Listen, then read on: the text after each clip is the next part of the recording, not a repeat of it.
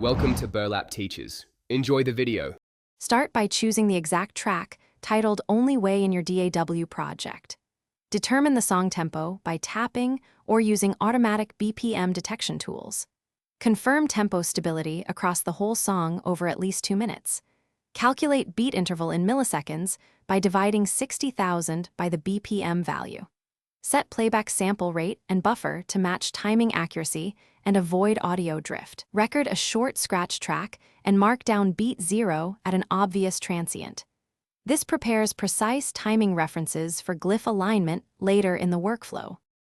Open your editor and import the glyph as a sprite sheet. Align frame 0 to the audio beat 0 marker you recorded in the DAW. Compute frames per beat by multiplying frames per second by the beat interval in seconds. Use subdivisions like 16th notes to split glyph motion and create rhythmic detail. Enable sample-accurate snapping and nudge keyframes by measured milliseconds for micro timing. Test playback repeatedly and compare visual hits to transient peaks with a looped section. Adjust latency in audio and graphics until motion locks to beats. Once timing is locked, render the glyph at a fixed frame rate, 60 FPS. Export a sprite atlas or video using the same sample rate and resolution. If live triggering is required, send MIDI clock and note events to the visual engine.